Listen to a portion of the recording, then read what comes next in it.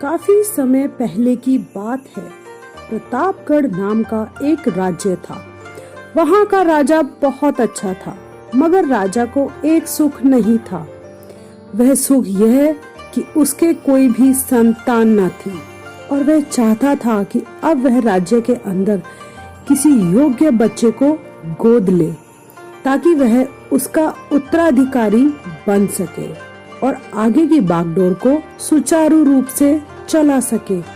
और इसी को देखते हुए राजा ने राज्य में घोषणा करवा दी कि सभी बच्चे राजमहल में एकत्रित हो जाएं।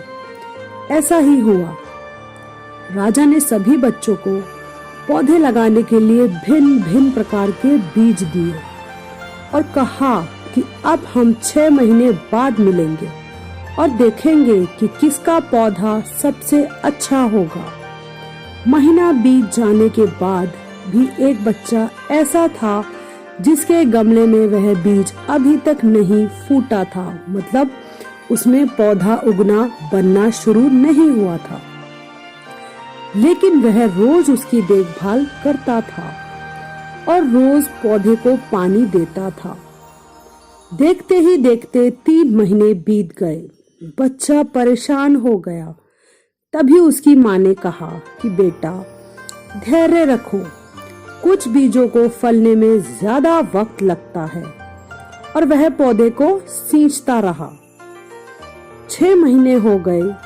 राजा के पास जाने का समय आ चुका था, लेकिन वह डरा हुआ था कि सभी बच्चों के गमलों में तो पौधे होंगे और उसका गमला खाली होगा।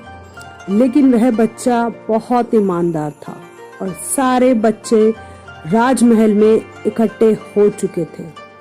कुछ बच्चे जोश से भरे हुए थे क्योंकि उनके अंदर राज्य का उत्तराधिकारी बनने की प्रबल लालसा थी।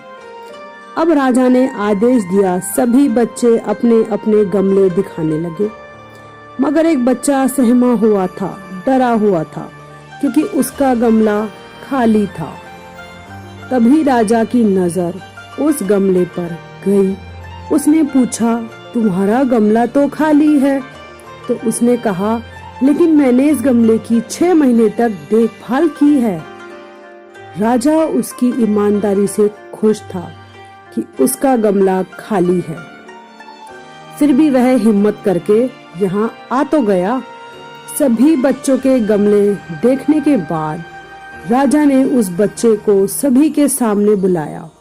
बच्चा सहम सा गया और राजा ने वह गमला सभी को दिखाया। सभी बच्चे जोर से हंसने लगे। राजा ने कहा, सब शांत हो जाएं, इतने खुश मत होइए। आप सभी के पास जो पौधे हैं वो सब बंजर हैं। आप चाहे कितनी भी मेहनत कर ले, उनसे कुछ नहीं निकलेगा। लेकिन असली बीज यही था। राजा उस बच्चे की ईमानदारी से बहुत खुश हुआ और उस बच्चे को राज्य का उत्तराधिकारी बना दिया गया। लेकिन हमें इस कहानी से क्या सीखने को मिला? मेरे हिसाब से अपने अंदर ईमानदारी का होना बहुत जरूरी है। अगर हम खुद के साथ ईमानदार हैं तो जीवन के किसी न किसी पड़ाव में सफल हो ही जाएंगे, क्योंकि हमारी औकात हमें ही पता होती है, हमारी असलियत हमें ही पता होती है।